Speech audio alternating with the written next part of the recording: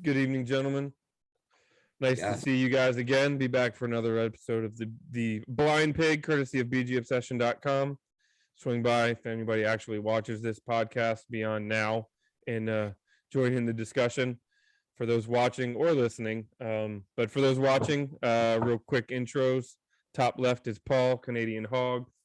Bottom left is Neophyte, also known as Bob. Bottom right is Mark, also known as Ohm.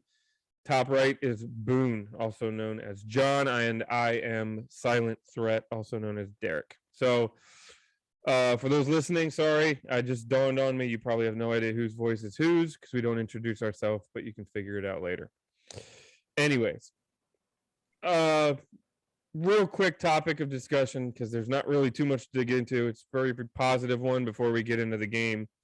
But I ask you guys, how in the hell we're on our second right tackle, our fourth center. We've lost both guards for an extended period of time and a left tackle at a period, yet we have analytically one of the best offensive lines in football. Paul has the answer to this. This is Paul's question. Yeah, it's John Matsko. The guy has obviously worked wonders with this unit, and it's really nice to see what becomes of a unit who buys into what the coaches are preaching and what the coaches are trying to implement. A lot of times it goes beyond talent. A lot of times comes down to buying into what the coaches are asking of you, having respect and having admiration for your coaching staff seems to go a long way. And it just seems like on a whole of late, this group of guys wants to run through a wall for their coaches. And, what Matsko has done over the last 2 years is nothing short of remarkable. If you think back to last year, we thought that this group was going to have some serious question marks surrounding them. We had guys like Wes Schweitzer step in and do amazing jobs. And we're seeing the same thing happen again this year. It's really nice to see. Really is remarkable, right? We had Bill Callahan all those years, who the NFL keeps saying is the greatest offensive line coach since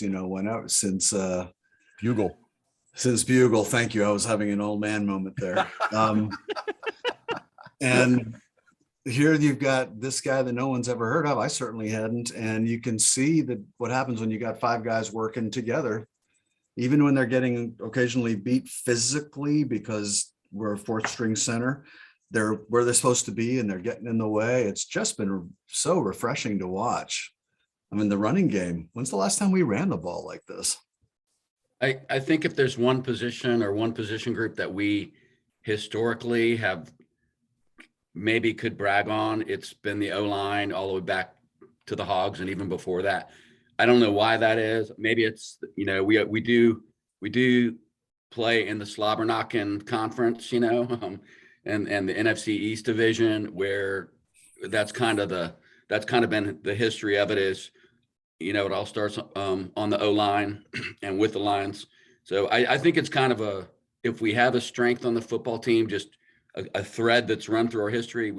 Even when we didn't expect to have good offensive lines, this isn't the first time where we were really worried about the offensive line and they turned out to be the least of our worries. I think that's still true. And I can't really explain why that is, but I do think that they're definitely overachieving beyond anyone's expectations. But again, that's not a new thing. And we've seen that in a number of seasons.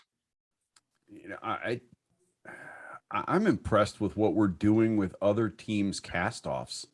It's not even like we're, by and large, Scherf is obviously ours, and so is Chase Rollier, and Sam Cosme when he's healthy, but Rollier and Cosme are both out at the moment. Is there another guy that's played significant time this year that's actually a Skins draft choice or a Washington draft choice? Sorry, I will still be calling this team the Skins in 15 or 20 years. Although at that point in time, it'll be because of dementia, not anything else. I talk about your old man moments, Mark. I'm not that far behind you, but Thank you. You're just trying to make me feel better. no, dude, trust me. It's not the age, it's the mileage. I think I saw on Twitter that it kind of sucks getting old. Was that what I read from you, Bob? Yeah, no, it was on Facebook, but yeah, Facebook. getting old is not for sissies, and that's not the word I wanted to use. But my mother reads my Facebook page. But I mean, seriously, Leno was somewhere else last year, 2 years ago. Last year, Somewhere Chicago, else. right? Was he in Chicago? Yeah, and I mean, Flowers was in Miami last year, and who's behind Cosme and playing right tackle at the moment? He was playing left tackle last year, right? Oh my God, Cornelius Lucas, right? Lucas. You know, I mean, all these guys they were somebody else's. Somebody didn't want them. And they're out there busting heads and open up holes for whoever is running the football at the moment. And it's, you had me at Eric Flowers, Bob. Eric Flowers, anywhere other than in FedEx Field and in a burgundy and gold uniform, the guy's either terrible or just a guy. At best, he's just a guy. You bring him back to DC and he's like pushing for the Pro Bowl. I think as Mark mentioned that last week. He's playing out of his mind. So we apparently know how to use people on the O-line. I don't know. Well, let's circle back around to what Paul said. Masco has to get the most credit, but these guys have bought in and they're playing as a unit. I mean, just like the defense decided to play like a unit about 4 games ago. And the difference is remarkable. You don't have to be a football guy to see the difference when people are on the same page. And I think they like playing for Heineke too. I'm going to throw that out there because the worst O-line play we saw were the first 8 or 9 plays of this season. And it got a lot better when Heineke got in there. I don't think it's just Heineke. I think they like the backs too. You know, they know that Gibson, McKissick, and Patterson are they're gonna drop a shoulder and they're gonna hit somebody. They're not afraid to stick their nose in there. They know if somebody opens a hole big enough to squirm through, one of these guys is going to make the defense pay. And for 4 weeks now, they've been doing it. It's as a guy that grew up watching Larry Brown and then John Riggins, I got to tell you, I don't know how you guys feel, but I love sitting there watching the game and 3 yards, 4 yards, and the proverbial cloud of dust, right? I can sit there and watch that game all night long. I can't remember when we ran the ball like this. Clinton Portis had a couple of pretty serious rushing years under Gibbs. Mm-hmm. But they were doing Morris. Well, we've been doing these, and Alfred had that one great season in 2012. But what we're doing right now, at some point today, I want to go over what the long drives in the fourth quarter in the last 3 games, and the way we finished games off. You have a lead, you get the ball late, and the other team never gets it back. What does that harken back to for old Washington fans? Gibbs won. We haven't won games like that in a long time. In 3 weeks running now, the same exact formula. As a matter of fact, the drives are pretty remarkably similar that we've had at the end of the last 3 games. I love pounding the ball. I just love it. I don't. Mark, did you mention Baldinger last week? Was it you that brought him up? I think we talked about him doing last week. He was doing a Baldy breakdown. I know he did. I don't remember if I was talking. He's harkening back to the Hogs 2.0, which I'm not a fan of. That's just kind of like saying, the next Joe Montana. You just kind of don't even, why even try? This is a different unit. But it's an easy tagline for a Washington segment. It is, but to his point, and if you catch his breakdown on Twitter, we're watching Eric Flowers, we're watching Ismail, we're watching all of these guys playing such dominant, angry offensive line play, where Flowers is engaged and the center comes over and they're engaged. So Flowers sheds and just puts a defensive end on his ass. You know what I'm saying? Because he's got the blind side. He's got that angle on the lineman where he can't defend himself. So what happens when 320 pounds hits you like a bowling ball? You know what I'm saying? It's just or a wrecking ball. It just takes you out. So it's that kind of stuff that we've been missing, and that's in pass pro. When have we seen pass protection like this? Heineke is a Houdini, but how many times are we sitting there going, throw the ball, throw the ball, throw the ball, throw the ball, throw the ball, and he's got that much time to do it. So I tip my hat to Matsko. I mean, the guy, lock him up for the next 8 years, because to deal with what you've been dealing with right now, literally on our fourth center. Those long pass protection things, they're clean. Mhm. How late was it?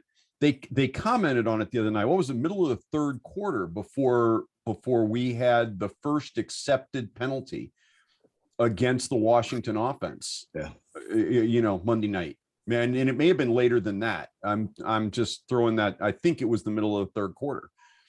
And Heineke had all day quite a bit. And so they're playing clean too. It's not like they're, getting flagged on a regular basis. So that can transition us into one of the most exhilarating football games I've witnessed in a long time. 41 minutes of time of possession. 41-40. 41-40. To their 41 minutes and 40 seconds. That's the longest time of possession Washington has had since when? 1990. No. 1984. Regular game, yes. But in 90, there was an overtime game against Detroit where we held the ball for 50 minutes. What makes it even more incredible to me is that Seattle has a pretty good third down defense, and they held us to, let's see, we were 5 for 13 on third down, which that was kind of the one big difference in this game versus the previous two games where we did a lot better on third down. So to win the time of possession battle, even though you're not converting all those third downs over and over and over again, that to me is pretty incredible.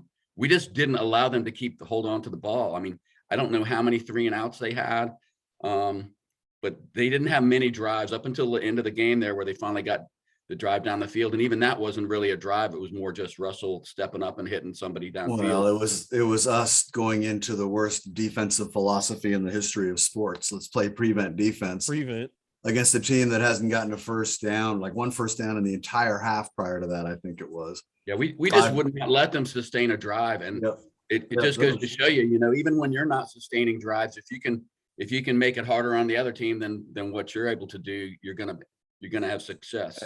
At one point Monday night, Seattle went 5 consecutive 3 and out drives. Now, lest you think that Washington did something spectacular, that's like the third time this year that Seattle's had 5 straight 3 and out drives.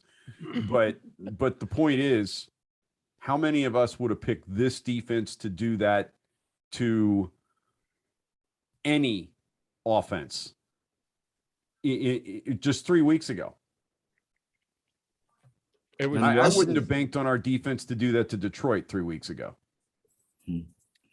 Coming into the bye week, we saw that we were coming in the bye week. We saw we were looking better. We saw some things that we were hopeful with, having being within 3 against Kansas City to start the fourth quarter. The game against Denver, there were some flashes, some things like that. But going into coming out and ended up doing what we did against Tampa, and nobody would have bet. I saw a statistic going into the bye week. We were like 28th in scoring defense. Since the bye week, we would be top 5. So in the last 3 games, we would be, if we had played to this level through the whole year and had the same average, we would be, I believe, 4th, just ahead of Arizona or one of those teams by like 0.1 of 18 points a game compared to mid-20s. Well, I was watching because we talked about it last week about what's been the difference in this defense. And to me, it's 3 things. It's, first of all, we're getting pressure with four down linemen. Sometimes we're getting close. We're getting touches on the quarterback. We're bringing blitzes on occasion. We saw that on Monday night. And then I think the other thing is the defensive backs are covering people way more closely and more effectively than early on in the season. And I think it's just clicked. It's just clicked. They're doing what they're being coached up to do. and it's working. Yeah, guys are playing their assignments. We did see a couple of pass D breakdowns this week that we hadn't seen the previous 2 weeks. That first touchdown drive that Seattle got, was it Lockett, who was just uncovered up the left side? We hadn't seen that in a while. And there was one later in the game too. But overall, you're right. The secondary, ever since we shuffled the deck a little bit and put Landon Collins at linebacker, and he's playing at a high level now as a linebacker. Curl and Collins working together. They're doing a hell of a job. I The think other- part of I it- think Jack Del Rio's having fun. Did you see his face on the sidelines late in the Mhm. game? He just looked like he was relaxed and having a ball. I think he's getting to scheme some shit up right now, and he's having a ball. I think another part of that, to double down, John, is I think we're showing, while we might only be bringing 4, we're changing the look. There have Constantly. been a handful of times I've seen 6 guys on the line of scrimmage and On at the the line, snap, making it. 2 drops. So you kind of have to wonder where they're coming from. Something that we've all 5 have said it in the pod when the defense was struggling, is you're relying on 4 guys to just win your one-on-one battles at all times, and it's not possible. So, not saying that I'm glad anybody got hurt, of course not, and I think we even touched on this, but maybe it's a blessing in disguise that, Young and Sweat aren't out there, so you think you've got to scheme up some pressure, and hopefully those 2 guys are just watching film, and Del Rio's thinking, well, now I can do this. Wait until my horses get back, and keep this kind of a mentality going when Sweat gets back this year, and then when Young next year. Keep this kind of a game plan where you're doing the same schematic things, but then you gotta have that guy that can just blow up a tackle, if he's man on man. I'll tell you, one of the things that I really like about this is I'm seeing the possibility for defensive end rotation, like we've been getting with the defensive tackle rotation, so that maybe Sweat and Young are more, a little fresher at the end of a game, because they've been playing more snaps than the guys in the middle, because Ioannidis and Settle are both soaking up some snaps for Payne and Allen, whereas Sweat and Young just seem to be in there all the time. I'm seeing 2 defensive tackles that can come and pick up a half dozen snaps a game right now, and we really aren't necessarily giving up anything. Our rushing defense is unbelievable right now. We held them to 34 yards on the ground. That's insane. Is that We are 34 now- yards total? Yes. We are now That counts like fourth the in 12 the yards Wilson picked up on. Things I was about to say. we're 4th in the NFL against the run all of a sudden. As of the end of this week. That's sick. And we're still 30th against the pass, but what are you going to do? The other thing I want to just make a quick mention of in regards to this defense, and something that I've been really impressed with, obviously over the last couple of weeks. I especially noticed it this past Monday against Seattle. Their mental toughness right now, to me, is off the charts compared to earlier in the season. Earlier in the season, a few negative plays would have completely buried them. You think back to the Monday night game, there was that blocked extra point. Seattle returns for a 2-point conversion, makes the game 9-9. Seattle is getting the ball back in that situation. There was about a minute or so left in the half. I personally thought that if Seattle would have converted, even gotten a field goal there before halftime, or scored coming out on the other side of the half in the 3rd quarter, I thought it could have completely flipped the game. But the defense showed a lot of mental toughness in that situation to hold them and just keep things settled. And then you think, obviously, to the 2-point convert right at the end of the game. I mean, any of That us. was the game. That's right. That was the game right there. That's right. Any of us would have thought with this team in the past, they score that touchdown there, they're going to obviously convert that 2-point convert and win the game in overtime. But our guys showed an amazing response just to pick themselves up off the ground and get ready for the next play and just shut them down. I mean, the mental toughness has been outstanding. I mean, we went the entire second half plus without attempting a kick in field goal range multiple times. Yeah.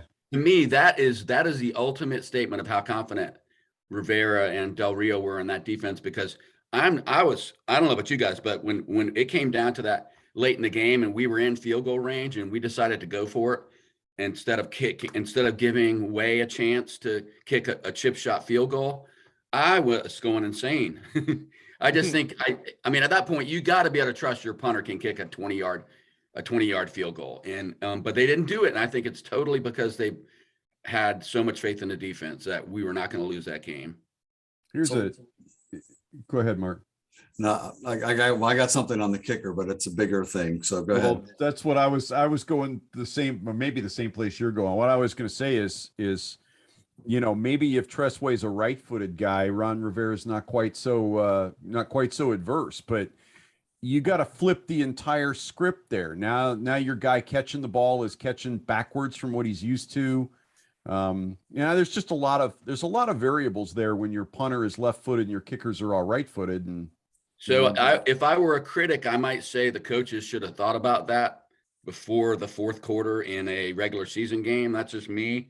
I think they deserve a little bit of criticism for that. No, maybe. this is what my note says, and we're all grown-ups here. It's my note says, how the fuck do you not have a replacement kicker available? You got to have something, right? You got to have some kind of an option. You have to have something. And I would be curious how many teams in the NFL go into a game any week where they do not have, they know exactly who goes in and who's the replacement kicker. I haven't heard anybody really talking about it. I think a lot of them do. I mean, this is not the first time I've seen an NFL game where the kicker gets hurt and the coaching staff is standing around on the sideline trying to figure out what the heck they do. And then they start avoiding field goal situations.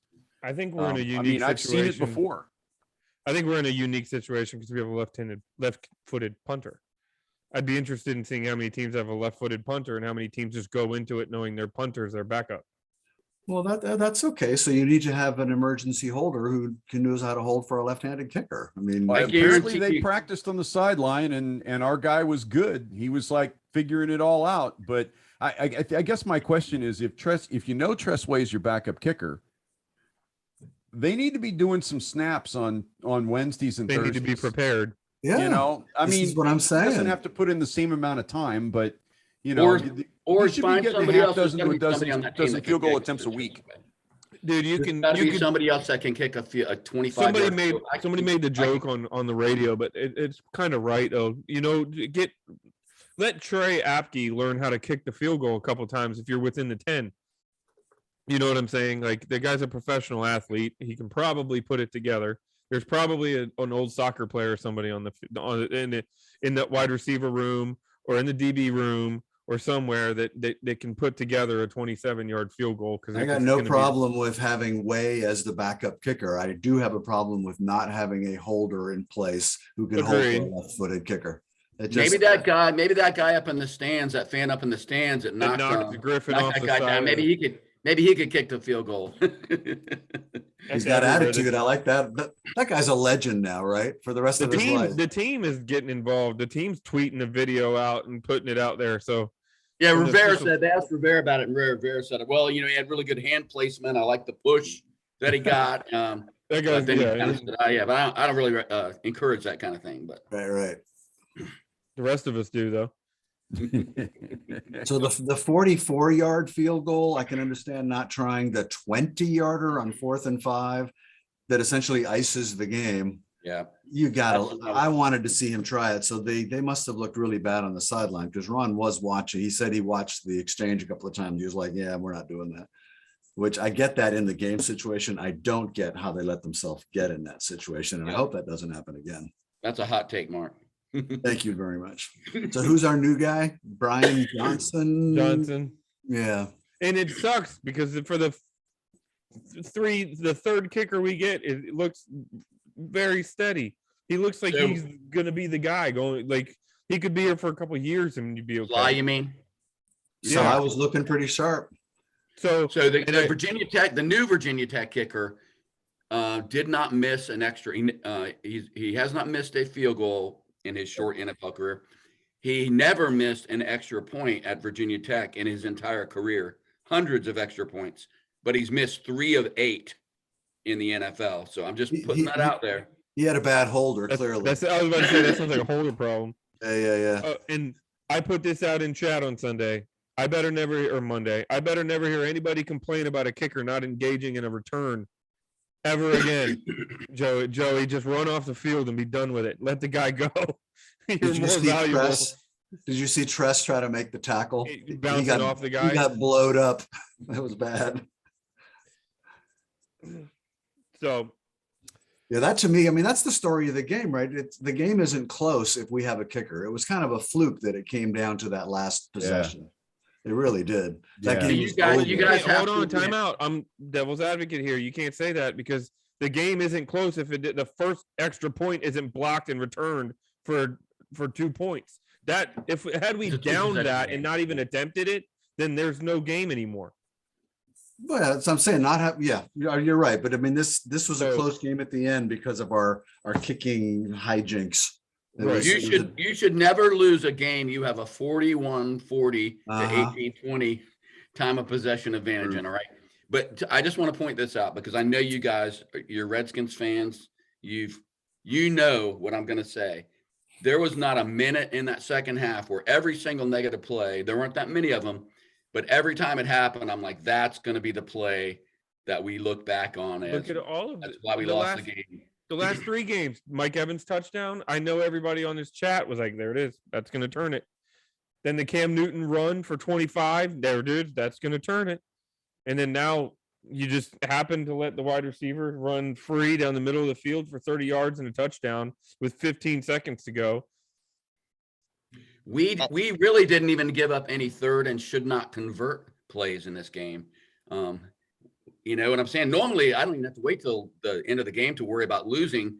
I'm worried about every third down that our defense is ever out there on, that it's going to be 3rd and 23 and they're going to get 24 yards. I mean, we see it over and over and over again, but we're not seeing it now. So We're not. They're getting off the field. So that another semi-hot take then is we need to teach our running backs to get the out of bounds when we're trying to run out the clock at the end. Not of the our game. running backs, Antonio Gibson. Again, it happened. Well, McKissick did it earlier in that drive with about 7-some minutes left. I mean, I wrote down the whole thing. We're on that last drive. He runs out of bounds completely unnecessarily, saves about 30 seconds off or stops the clock for what would have run down 30. And then at the end of it, when Gibson goes out, we would have run it down inside of 2 minutes. I think I did the math. We gave them like 75 seconds combined on those 2 plays by simply not getting out of bounds when you're trying to kill the clock. That was brutal. I mean, they scored with the play that they scored on, they started with 20 seconds left. That was time that we gave them. If we gave them 75 seconds, Mark, that's like 8% of their total time of possession for the game. True. Yeah, I'm not sure. I mean, Russell is a magician, but if he gets the ball back with 45 seconds left and no timeouts, maybe they're not going down the field and giving us all heart attacks and coronaries and watching the onside kicks. So I want to mention one thing, and that is that Russell Wilson is not right. That guy's not No. right now. And I mean, I'm not unhappy that he was not right in that game, but there were at least 3 balls where the receiver was wide open and he sailed it or he put it. I mean, it was just like, what was that? I don't think he's right. And I don't, that was helpful to us. People have said, well, he didn't look that great before the injury, but I think we got a little lucky there in terms of not having to face the real Russell Wilson. He didn't look Like- comfortable. He just didn't look Done. comfortable to me. Yeah. I mean, there were some throws where he had plenty of time and I didn't feel like the ball had its usual zip or accuracy, but there were some moments that he actually looked panicked to me. And Wilson doesn't panic.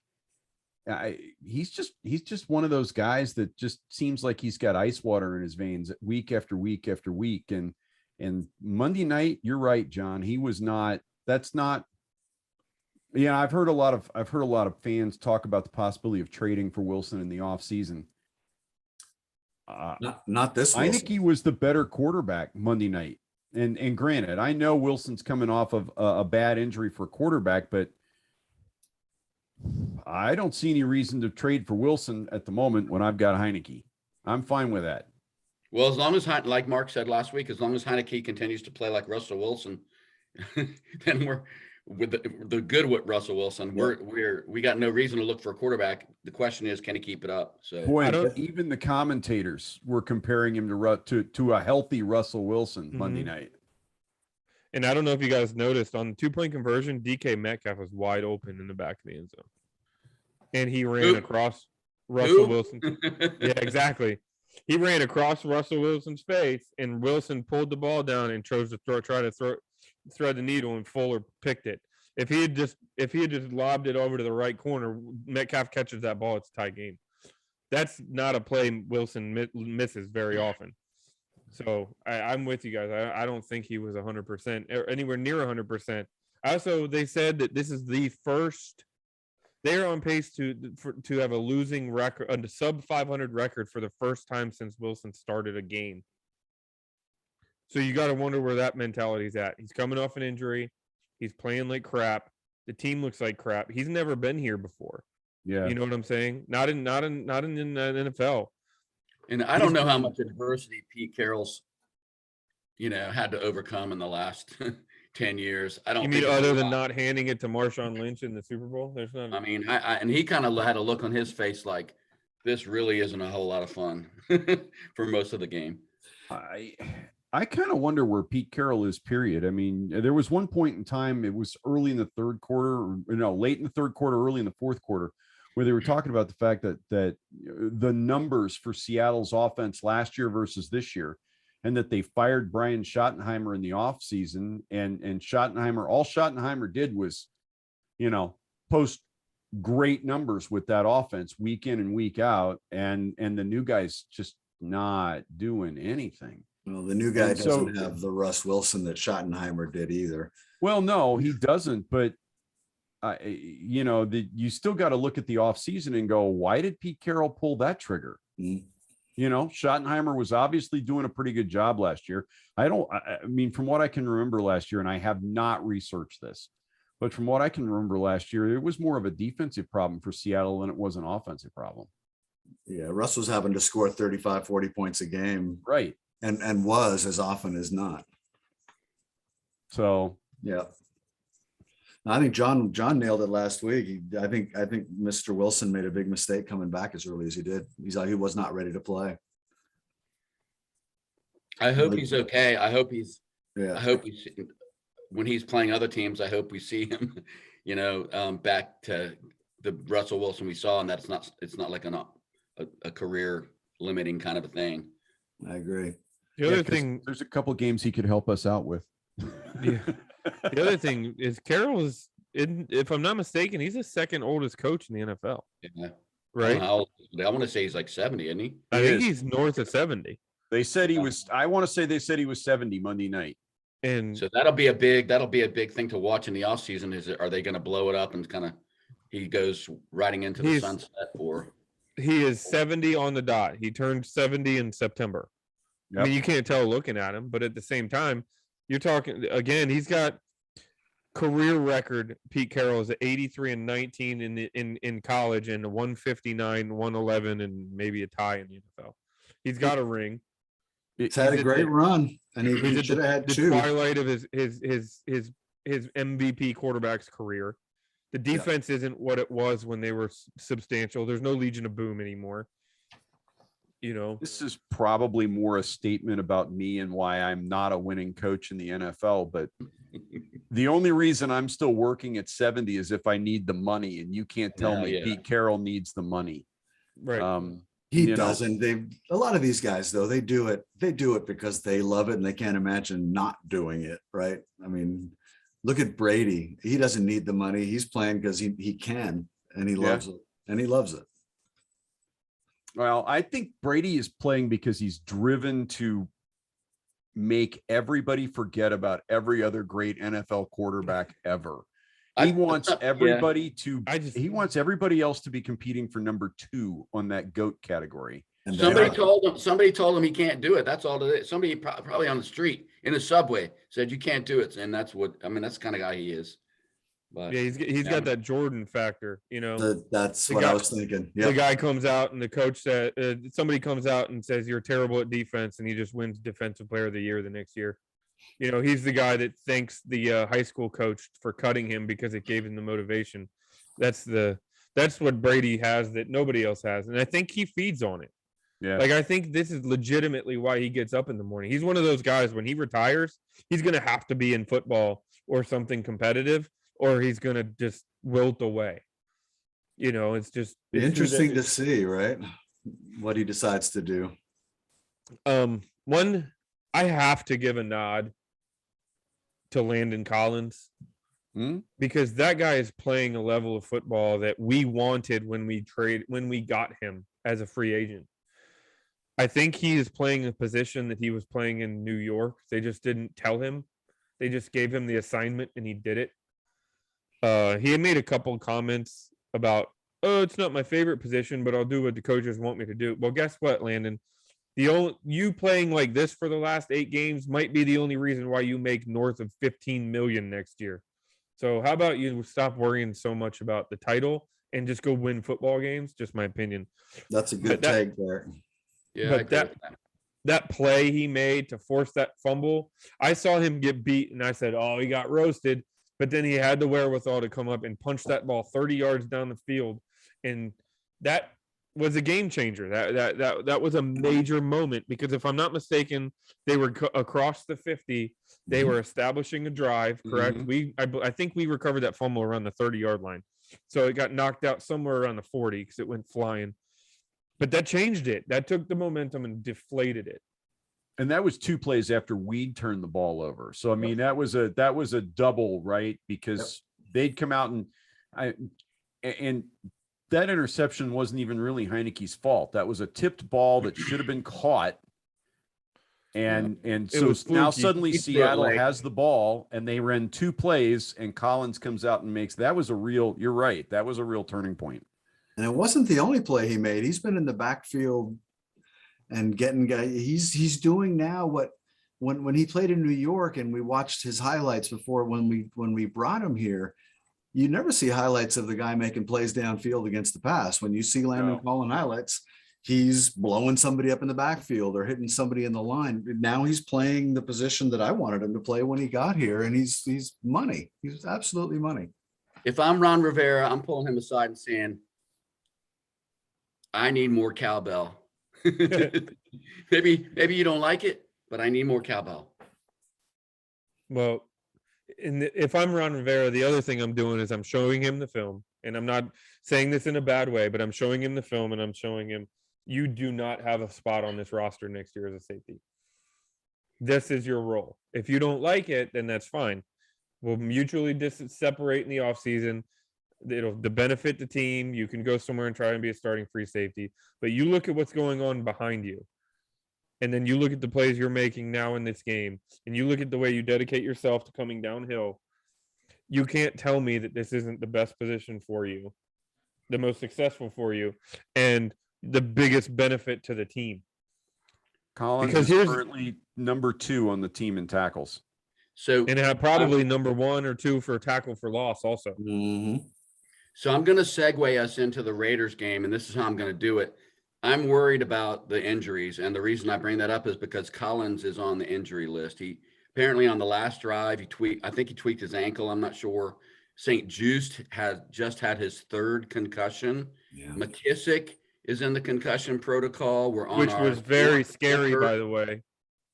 So I'm really worried about. I totally applaud what you said about, the offensive line and how we're overcoming all these injuries and everything else. But there is a point at which, the heroics cannot continue. And I am worried a little bit about that because we just continue to have, I think they said it on Monday Night Football. We have had a ton of injuries this year, and we're heading into this meat of our schedule where really it's crunch time. So it's great that we won the last 3 games. I mean, it's amazing that we won the last 3 games, but can we keep it up? And they've also been some talk about the scheduling, the unfair scheduling the NFL has heaped upon us with the Raiders coming off a long stretch. And then we got to travel out there, having played Monday Night Football, to play them. And then we play Dallas. I think there's a bye week in there. We're playing Dallas will have an extra weekend. They play Thursday. Yeah, so Tampa came off a bye week. We played them. Yep. Seattle was coming. We were coming off a bye week too. So but at the same time, how many other teams are playing a team off a bye week that wasn't coming off a bye week? True. Seattle, was it Seattle that played last Thursday night? Seattle played last Thursday. So that's an extended period. Dallas is playing tomorrow. So they're coming off an extended period. Yep. Vegas is coming. We're going to Vegas. Is Vegas coming off the bye week this week? No, Vegas is coming off having played on Thanksgiving Day. Thanksgiving Thursday. Yeah, they get a played couple Dallas. extra days. They beat Yeah. Dallas. So Dallas is not only is Dallas coming off next week, they're coming off 2 weeks of extended time because they get an unknown benefit where they play Thanksgiving and then they don't have a short week. Or then they play the following Thursday, so they don't ever have a short week. They kind of lap it so that they have full weeks in between. So They do have COVID going through the ranks, so that's They do, yeah. They'll be playing without 5 coaches tomorrow night and at least 1 player. I'm not making any excuses because I think at this point it's like, you know what? It is what it is. Get up there. But Yeah. I just think it's something to keep an eye on. The injuries are definitely a concern. It was nice to get Logan Thomas back. The difference in the Yeah. offense was palpable with him out there. Yeah, he looked good, didn't he? He looked like he hadn't missed a beat. And I like that they had him and Bates out there several times. On the and interception, Samuel. by the way, to backtrack just a little bit on the deflected ball, which Bob, I know I hated that pass. I hated that he threw it and laid out that put Logan in that position. It was beautiful. He was right on target, but he really set his guy up. But the deflection happens, and who comes flying in across trying to break that up is Bates. He flashed through, man. He was on fire. So we do have some guys on offense. I guess where I was going with that, we're getting healthier on that side, other than playing our 19th center of the year. On Curtis Samuel, defense, we're going to need to keep manning up. You know, Samuel had a couple of really nice touches. Granted, he was on a snap count, right? He was very limited, and you could tell they were not trying. And he took a pop his first catch. He got licked pretty good. So I don't know if it's him campaigning for more playing time, but he says he's full. He says he's 100%. And apparently in practice, he looks 100%. So maybe they're just, how can you blame him for being cautious with the guy? Right. Put him out there early and he got hurt right away. So Right. Well, I don't blame him at all. I'm interested. He was going to get about 15 snaps Monday night. My guess is he's in line for 20, 22, 25 snaps this next week. I'm I'm then we see interested if he comes back full, maybe against Dallas, we see him play the whole game. Who knows?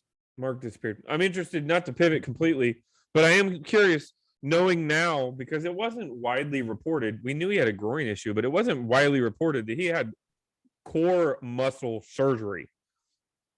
Yeah. That came out 2 weeks ago. Like, does that change the narrative of Curtis Samuel? Everybody was like, what's going on? This guy can't get healthy. He can't. Core muscle surgery, I've heard 6 to 8 months for some players, especially elite athletes trying to get out there. And then when it's down in the groin area, and that's all he is. He's explosive, That's why on social media, sometimes we just need to shut the hell up and maybe trust that the coaches aren't. The team knows what they're doing. The players aren't all weak-kneed lilies, that aren't tough. And I'm telling you right now, Curtis Samuels, that guy can play. And if we do get him out there healthy, we're going to see it. You're going to see and you're going to see McLaurin reap the benefits of it because he's tough to cover and he's a lot better receiver than people. We have not seen it yet. So I don't think Washington fans really appreciate that he was a really good pickup. So I hope he gets healthy so he can show us something. Well, and the guy that's got to scare everybody at this point in time when Samuel comes back is DeAndre Carter, because the dude's just catching everything that gets thrown at him. And now you're going to have to worry about McLaurin and Samuel on the outside and all that's going to do, and Logan Thomas. So who's covering Carter now? Your third and McKissick. Yeah, and Adam Humphries, who catches your fourth two best, your balls fifth every best. game. Yeah, suddenly this team is really beginning to look like it's loaded with skill weapons, where 8 weeks ago we were all sitting around going, who's going to catch the football other than McLaurin? Right. Last year, it was all about, we have a great defense. Our offense is horrible. And look at how it's flipped. Yeah. You've also got a quarterback now who is masterfully spreading the ball around. He is. Every game now, sometime in the second quarter, it says, Heineke's thrown to 8-9 different receivers. And he That's only tough had on like the defense. 12 receptions at that point in time. I mean, so Yep. yeah, I saw He's that. seeing the stat. field. He's totally seeing the field. And that's pretty big for a guy as young as he is and playing experience. The other thing is he trusts every one of them. He's throwing to John Bates on 4th and 3 with the game on the line. Yep. And Adam Humphries on 4th and 7 with the game on the line. And Logan Thomas for a touchdown to potentially ice a game. And he's, you know what I mean? I wish they would get Humphreys involved a little bit more. Honestly, I kind of feel the same way about him that I do about McKissick. Every time the ball goes his way, he makes a play. And then he just disappears for a quarter. Maybe he's just not open. Maybe that's what it is. But I'm not saying he's like on McLaurin's level, obviously. But I think he can do more than what we're getting out of him. He's money though. He's solid, right? If they throw it to him, he catches it. This feels like backing up a little bit, but I feel like we did a little bit of disservice on defense. Davis is actually starting to look like that first round draft pick. That one play. That one play, I was like, holy cow, man. That was and the guy gave him a move and Davis bid on nothing. And he just stoned him. He had the Monday Night Football guys raving about him, man. Yeah. Yeah. Well, and I mean, here's the thing on limited snaps. And this is what hit me when I was looking at this, right? On limited snaps, he's the 5th leading tackler on the team. He has 46 total, 32 solo. And he's had a couple of games where he didn't play more than 5 or 8 snaps, 10 snaps, and the dude is still 5th on the team. I'm getting a little excited about what Davis is going to look like in a year or two. So every time Rivera gets asked about Davis, he's always said the same thing. He just needs to react and use his athleticism and instinct. And trust what he's seeing. And that's what he looked like on Monday Night Football. Is he just? I mean, there was no thinking involved. He just read it and went and slammed the guy. Yeah, he's still spending a little more time on the sideline than I really want to see. Frankly, I want him to be an every down guy. I'll be honest with you, and he came really the ball that the 2-point conversion that Fuller picked off almost didn't have to be picked off. I don't know if you guys saw it, but Davis was in front of him and nearly got a hand on it. God, the guy looked like an NBA power forward going up for a rebound. He was way the hell up off the turf, and he just missed getting his fingertips to it. So I'm like I said, I'm getting a little excited. We haven't had a great linebacker in a long time. He has all that potential. And John, I need to give you credit. You were talking about Cole Holcomb, and I was really holding back on the guy. But all he does week after week after week is flash every other play. He's all over the field. I love a guy like that. That's your number I think one he's gotten tackler better this year. I really do. Yeah. Oh yeah. I think he's a lot more. I think I'm seeing things from him.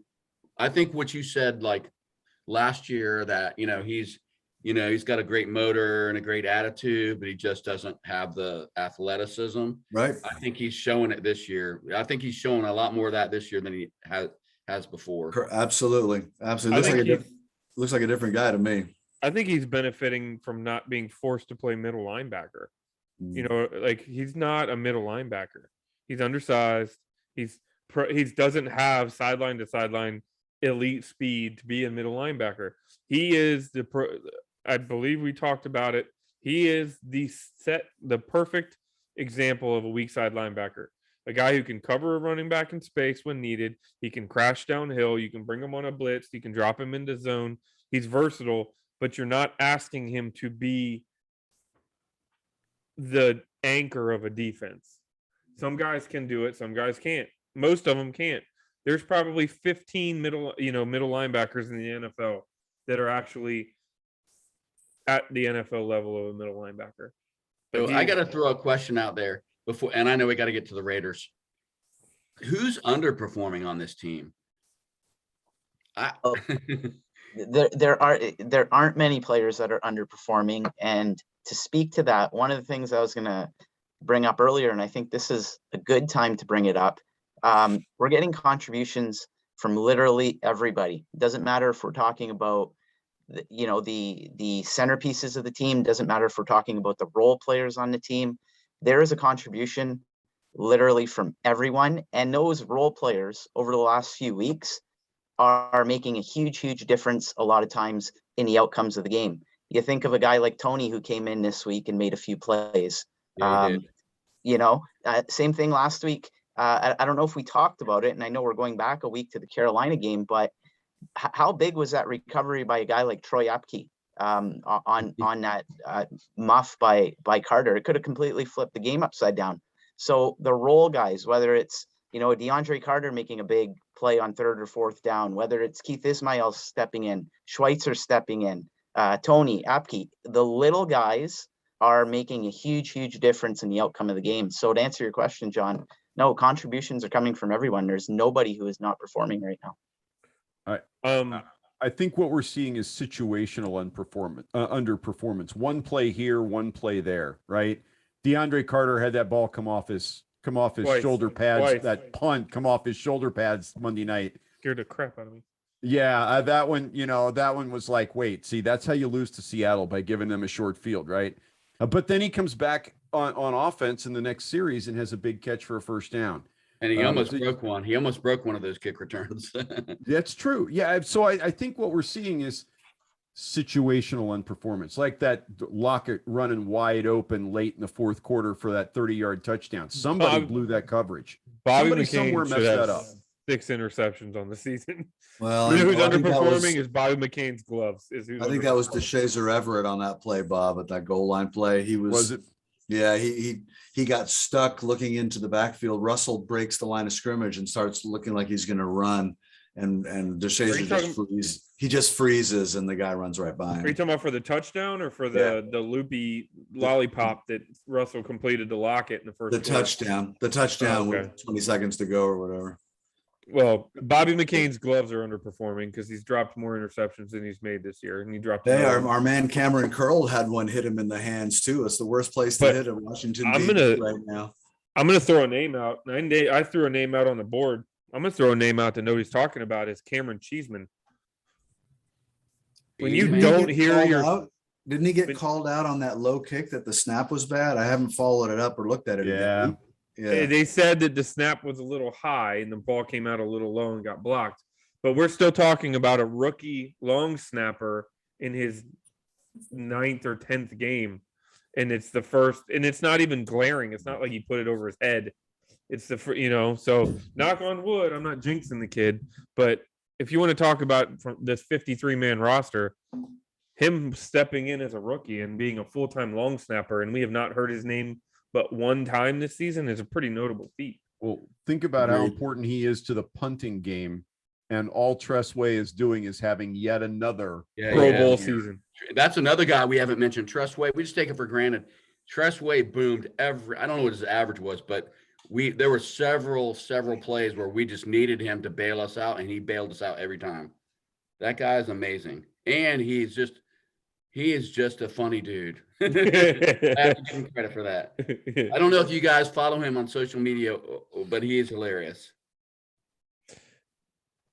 So I guess we can try to jump a little bit into the Raiders.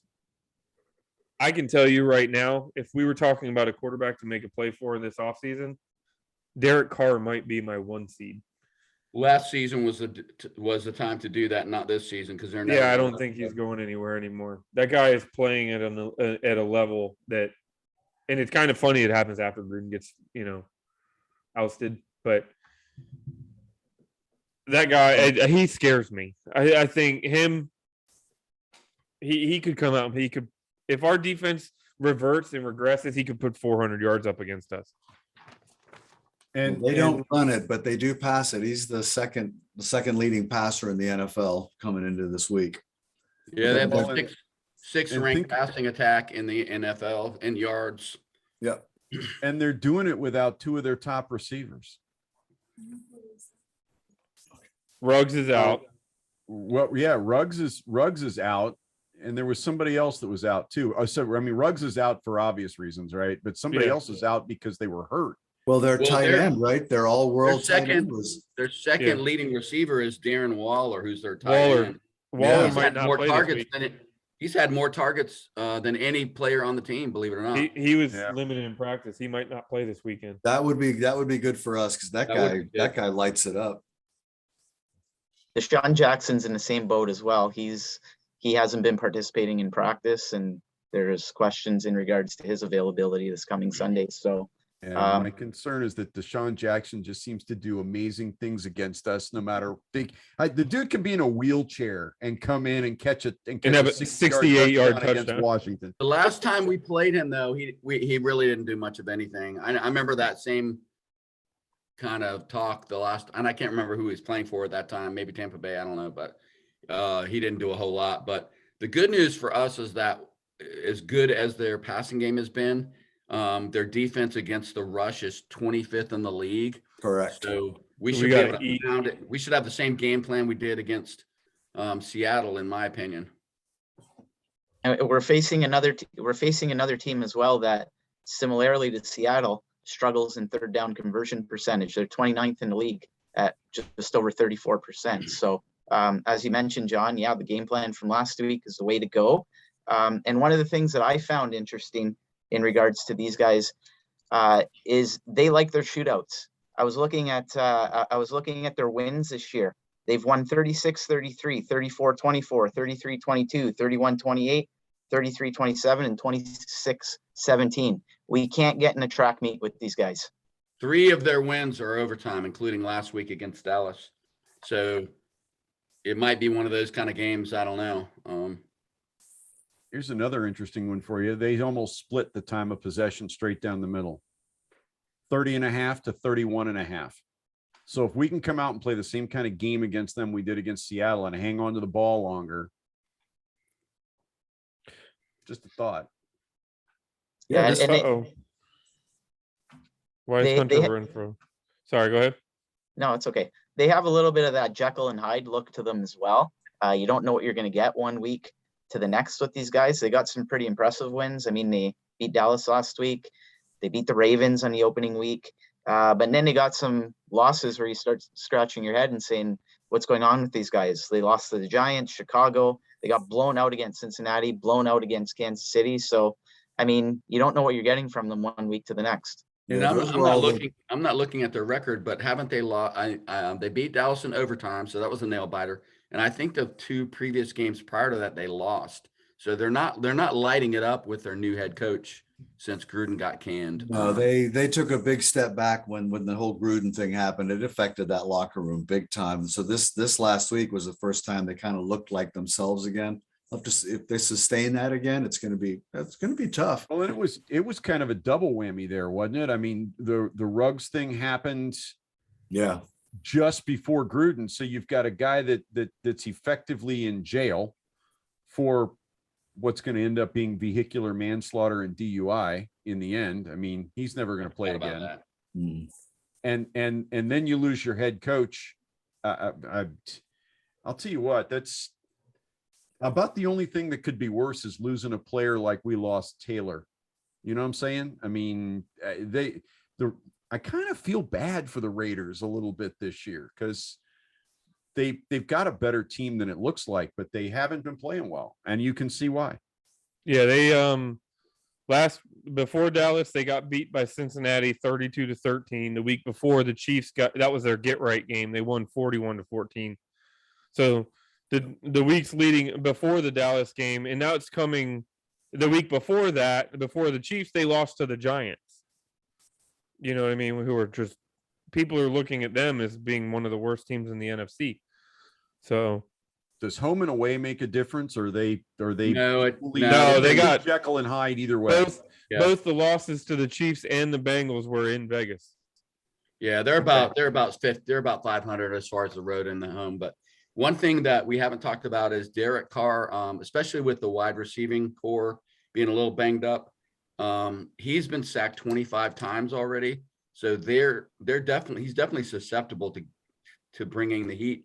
So that's kind of my game plan is run the ball down their throat, take some shots and really maybe be even more aggressive than we were against Russell Wilson.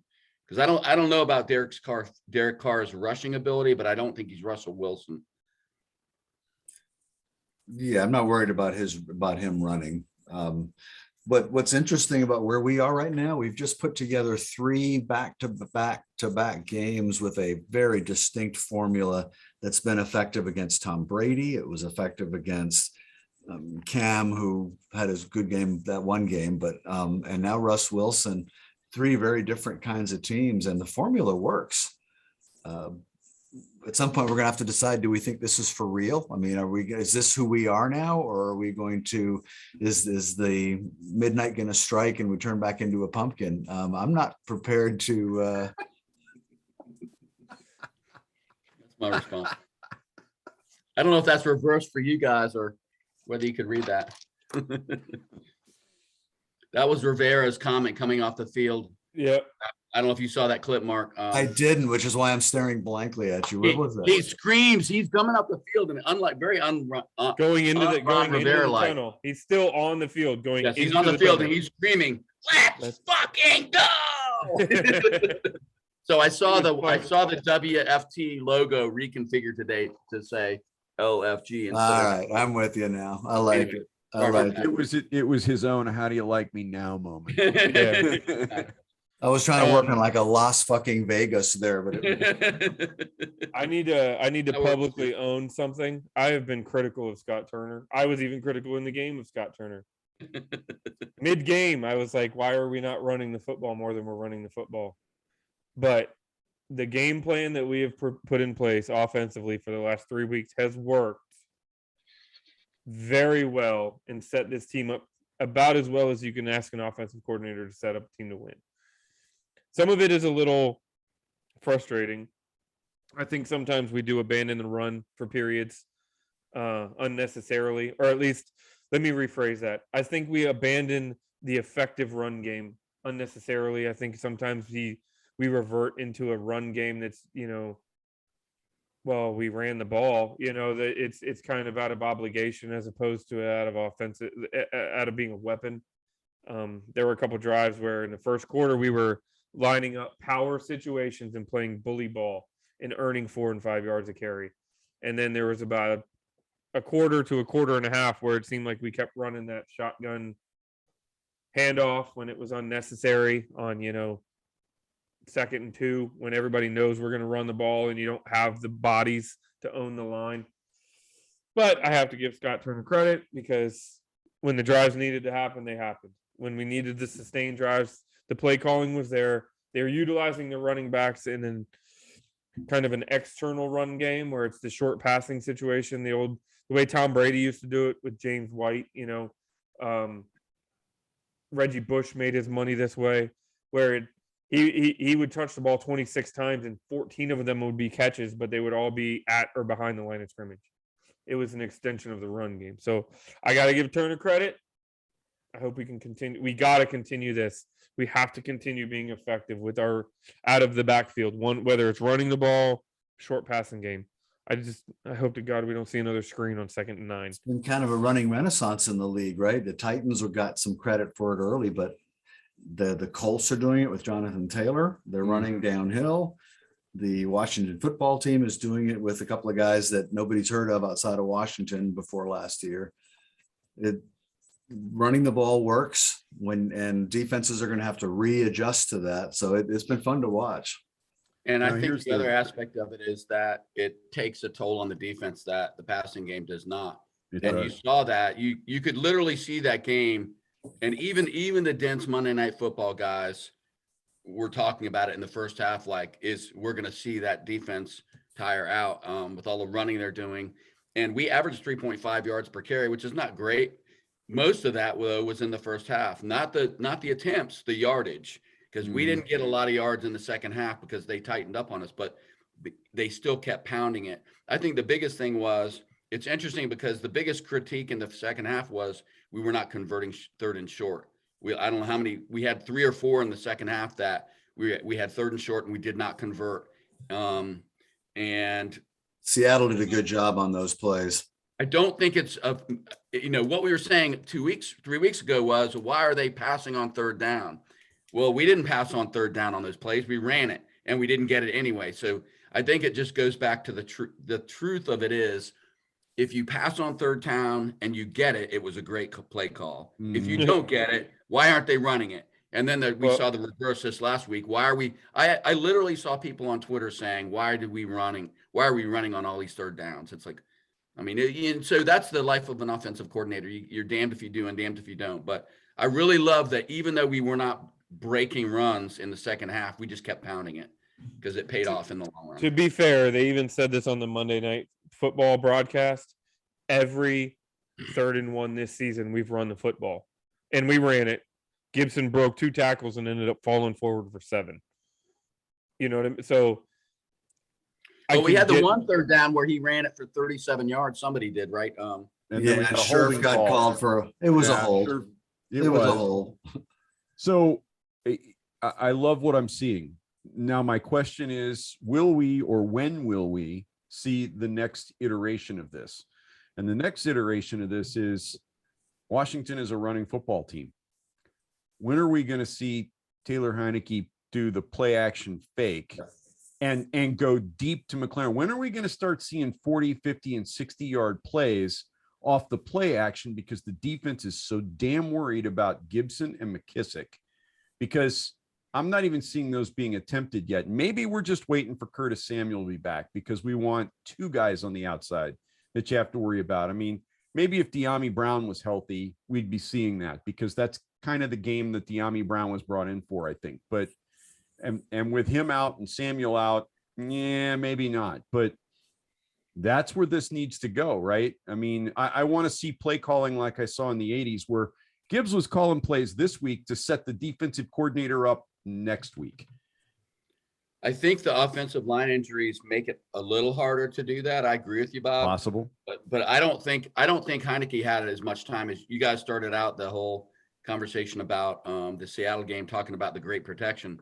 He was under pressure a lot. I mean, Heineke did some magical things. Like I was screaming, throw it away the whole time he was doing the magical things, but he had a lot of pressure on him, more than we gave credence to, I think. So I think I think they may want to do that more, right, but they're just not able to do it because the O-line is an evolving unit right now. I don't know. That's my. And I'll be the guy who says that I say something similar every week, I know, but Mr. Turner may have called up and dialed up some deep shots on play action, and Taylor, for whatever reason, it doesn't materialize. The guy's not open, the protection breaks down. But I agree. In theory, I'm really looking forward to seeing us taking some shots. We don't take a lot of shots. We don't get the chunk plays. We're relying on the long drives, which is great when they work. But when they don't, we're not getting a lot of scoring. If you guys mind, I wanted to do this little thing on the 4th quarter drives, because talking about running the ball, this goes back to how when I was growing up watching the team back in the 80s against Seattle, it was a 16-play, 8-minute and 40-yard drive. We got the ball back with 10:56 left and left them 2:19 on the clock. Essentially, we reduced it to a 1-possession game, and we already talked about the 60 or 70 seconds that we gifted them. Right. The game should have been over because of that drive. Against Carolina had just scored a TD to tie the game at 21. We got it back with 10:44 to go. We go 12 plays, 60 yards, 6.5 for the field goal. By the time they get it, there's 4:13 left. We get them on a 3 and out. The game's essentially over. So we killed the 4th quarter again, or a good part of it. Against Tampa, we remember that's when it started, right? We got the ball back with 10:55 to go. I mean, that's when NFL games are decided, in the 4th quarter. You got to figure Brady's going to get 2 or 3 more possessions with 11 minutes to go. We go 19 plays, 80 yards for 10 minutes. The game's over. That's 3 in a row. And I don't know if it's sustainable or not. Not too many teams can pull that off over the long haul, but it's a winning amazing formula. Is what it is. It's unreal. And it's something I haven't seen here literally since I won't sound like the old fart, but to go back. Gibbsian. It is Gibbsian, and John, you've heard me say this. My favorite team in the NFL up until we started turning things around was the Titans, because they played that style of football. They run it, they go play action, they play defense, and they don't make mistakes. That's a winning formula. And man, I'd like to think that what we're seeing is the real thing. I really would. Agreed. That's all I have to say about that. Amen, brother. So I think we can wrap it up. What's going to happen Sunday? 4:00 in Vegas. Paul, what do you got? What's going to happen? I'm going to be completely honest with you. I have absolutely no idea. Yeah.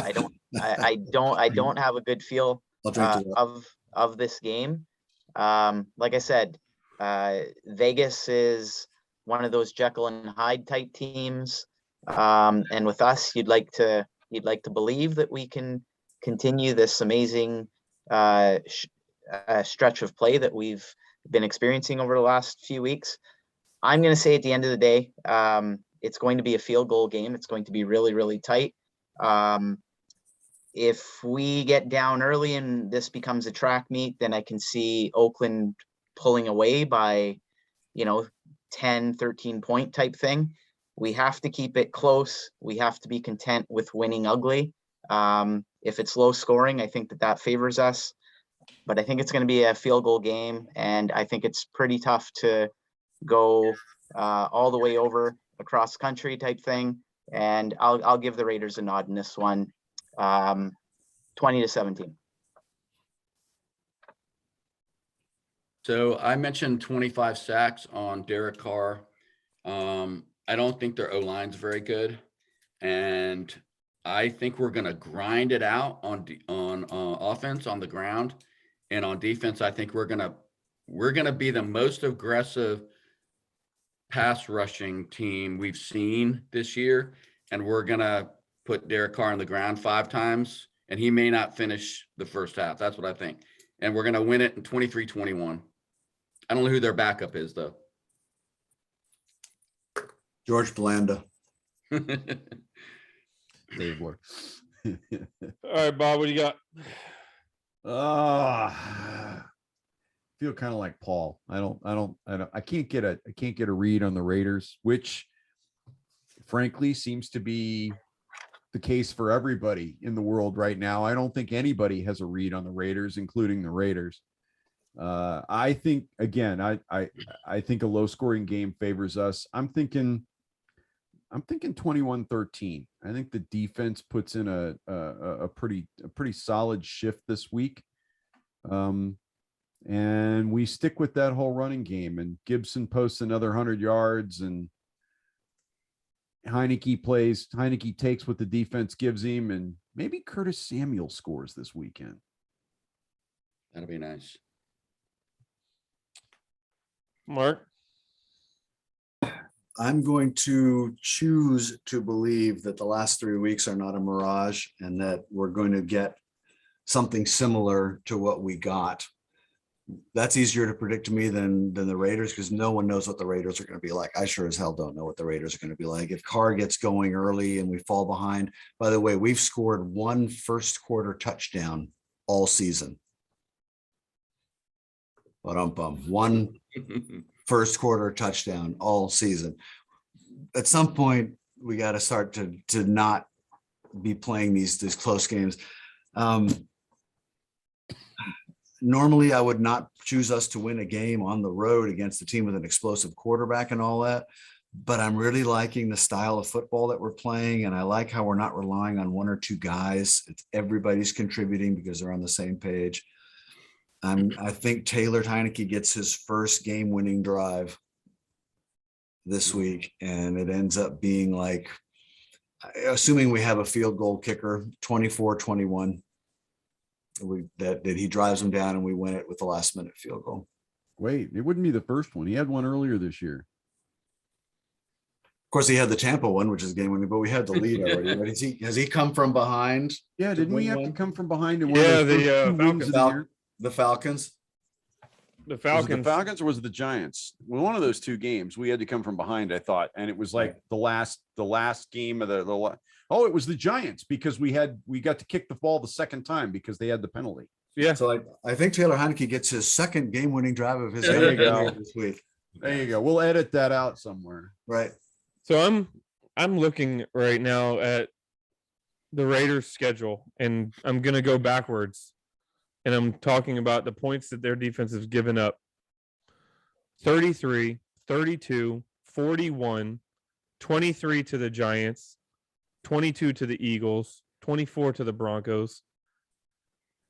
They are 30th in scoring defense in the NFL. 30th, giving up 26.8 points a game.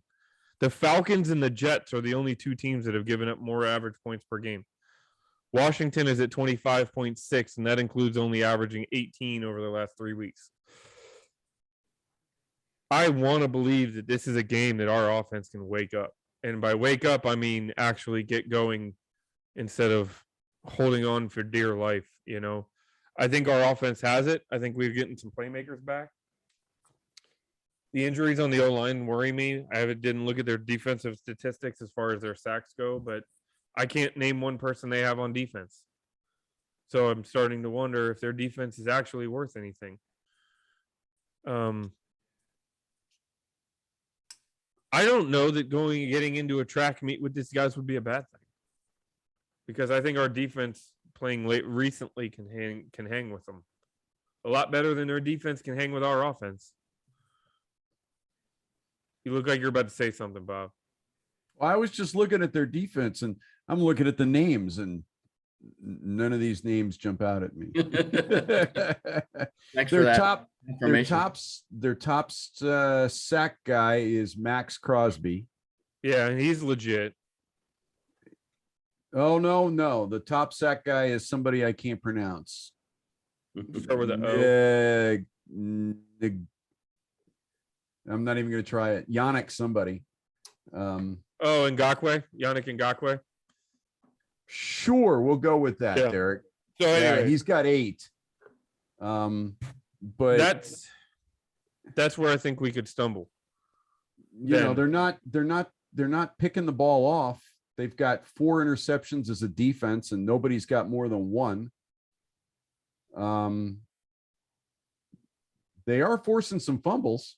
Yeah, they're +4 over the Which- season. We're at 0. Which honestly scares me, with Antonio Gibson toting the rock more than anybody else. Mm. So if I'm the coaches, I'm talking to Gibson this week about the fact that, you know, these guys seem to like to get in there and take the ball away. Tell Gibson- them, while Gibson you're needs- going down in bounds, hold on to the ball. Gibson Does needs the McKissick Omar play Epps. this game? Is McKissick going to be available for this game? And I if he's doubt it. not, Not if doubt he's it in as well, and concussion I'm- protocol. I am not. I have nothing against Jarrett Patterson, but I'm not seeing much from him of anything. I haven't seen anything He there looks yet. like an undrafted free agent to me, so I'm a little worried about that. Because Gibson, I mean, we beat the hell out of Gibson on Monday night, and it's a short week, so maybe Peyton McKissick's- Barber can jump ship from the from the Raiders and come back to. Well, you know to who we Washington. have currently on the practice squad? Yeah, we have who is it? Wendell Smallwood. Yeah, Smallwood. I guess I've wondered whether they're going to bring him up. Yeah, that's probably something we don't hear about. He until played well Saturday. last year, right? I mean, They will if McKissick's up. We probably don't hear about that until Saturday. But my bigger point in the whole thing was I don't know that their defense definitely does not scare me. So I think this could be a higher scoring game than we want to. I could see one of these two teams putting up 30. I just hope we're the ones to do it. I could see it being close, but we should win this game. This is another game we're going into similar to Carolina that we all look at, similar to Seattle, that we look at and we say we have every ability to win this football game. But I have not picked us to win a single game during this win streak, so I'm going to keep that streak alive. we I win think- and the Saints beat Dallas, and we are at the top of the NFC East. If you can, No, imagine. we're playing Dallas for first place next week. We'd be tied right now. That we'd No, still we'd be a game back. Yeah, you're We'd right. be That's one right. game back. We're playing for the lead. There you go. Thank you. So if we beat the Raiders and they lose tomorrow night to New Orleans, then Washington versus Dallas the following weekend is for first place. But I think the Raiders end up hurting us a little bit, and I see something like 30-26. Think how Raiders. big this would be, right? Yeah. This is for to go to 500. The difference Mhm. between 500 and sub 500 is just, to me, is just massive. It shows that the team, this is a chance to really show that they've turned it around and they can be counted on to show up week after week. And you know what you're going to get, and they play hard and don't make mistakes and find ways to win. This is all about Rivera to me. Does he get them jacked up and get them the right? Both. Oh, he's gonna get them jacked up. Yeah. I Well, just the other hope- thing to look at is if you look at the next 6 games, not to say that any game you want to lose, but if we're going to lose, if we could choose, say we're going to go 4-2 down the stretch, this is the game you want to lose, not the one against Dallas or Philly. Yeah, Yeah. because You know. it's AFC, not NFC. Correct. And we already have the best record against the NFC of anybody in the wild card race. At Funny how 4-2. seasons go, right? When we were doing 5-2. I'm sorry. We're 5-2 against the NFC. So it is funny how seasons go. 3 When we weeks were ago, doing we were our- talking about our draft position. And when we were doing our preseason picks, what games that, well, we're not going to beat Tampa. That's a loss. We're not going to beat Seattle. That's a loss. I think we distinctly said in our preseason talk, if we can get to the NFC East stretch, at those 500. last 5 games at 500, we have a good chance. Yep. I think we literally said that. Yep. So it's Mhm. out there. It's sitting there waiting for us. It's there. This team, we control our own destiny. And it's not even like we control our own destiny because we have to win out. If you beat Dallas twice and Philly once over the next 5 weeks and you win the division, you can't convince me of anything other than that. It's right there. It's pretty exciting. Please. Remember a month ago? When it was like, really, we have to do a podcast tonight after we just lost We again? missed 2. We missed 2 and they won both those games. Yeah. I think at some point we got to stop writing these guys off, at least for this year. Well, I mean, you say that, and I'm looking at the next 6 games. Don't get me wrong. I am not predicting that the Skins go 6-0 at this point in time. To finish the season, what would that be? That would be a 9-0 run. I don't see that happening. Hmm. We're going to drop a game or 2, right? I think it's inevitable. But I look at the next 6 games and I see 6 winnable games. If we see the team that showed up the last 3 weeks. I don't think teams are aching to play us right now. I really don't. The team that showed up the last 3 weeks, you could put against anybody in the NFC, and there's probably 2 teams that beat you. Probably Green Bay. And Tampa honestly, probably- Derek, we played Green Bay to a standstill if it weren't for some freak shit. Yeah, Yeah. the red zone, that was the red zone game, right? Yes. We could have won that game Yeah. by a couple of touchdowns. The Bucks beat us. We caught Brady on a terrible day, but Well, that's what I said. Tampa probably beats you 7 times out of 10. Tampa probably beats this team 7 times out of 10. Green Bay also, but the other 5, the remaining 6, maybe 50-50. I hope we make the playoffs, and I hope we get Green Bay because I think we're going to kick their ass. I'm not a believer in Green Bay. I'm just not. And the And Giants, we owe them. we there's a lot of, I don't want to look too far ahead, but it's there. It's ripe for the pickings. So anyways, But what I want to say, I know we're talking about playoff scenarios. I just have to put this out there. I am less concerned with whether we make the playoffs than whether we finish the season playing the kind of football we've seen the last 3 weeks Mhm. and actually look like we've consolidated Rivera and we're starting to build something here. I mean, and we have our quarterback. Paul was saying this in the preseason about this being maybe still a growing season, right? Where we're building something here. This is year 2. I would like to see us not relapse. We're going to lose a game or 2, like Bob said, but I would like to see us show up every week and play the kind of football we've seen the last 3 weeks. You're going to lose some games. It's the NFL, but I just don't want to see us backslide. Complementary football is another one of Paul's favorite phrases. Well, yeah, and it has to do with everybody being on the same page and having a coach who has reached the players and they're buying into what he's selling. It's so easy to see the difference, right? These are the same players that were losing badly a month ago are now playing the kind of football that has us, yakking for an hour and a half about it. it's the same guys. They're playing as a team and they're getting it done. And that goes to how they see each other. And I think has a lot to do with coaching. I'm really bullish. If we can keep this up, I'm bullish about where the team might be headed longer term. And I wasn't a month ago. I was really starting to wonder. If I have an overriding concern, it's injuries. You know, a lot of these recent ones are season enders, right? Rahlier's not coming back. Sam Cosme is not coming back this season. Chase Young is not coming back. So far, we don't know when or if Montez Sweat is coming back. I'd love to see. I'd feel a lot better about this if let's face it. Well, we're like one injury away from signing guys off the street to play offensive center, and that's a little concerning. Sooner or later, how do you keep filling that hole? I worry about that. But yeah, I mean, right now I'm kind of optimistic, short of that one little thing. All right, boys. Gents, It's been a pleasure. Paul, LFG. Mark, Bob, John, thank you very much, guys. Thanks, guys. Hopefully we can continue this and continue to talk about a victory in a week. And you asked who was underachieving. I'm going to end it with this. De'Ami Brown. Where you at, brother? Come on. All right, boys. Have a good night. I told you so. All right, fellas. Hail. Good night.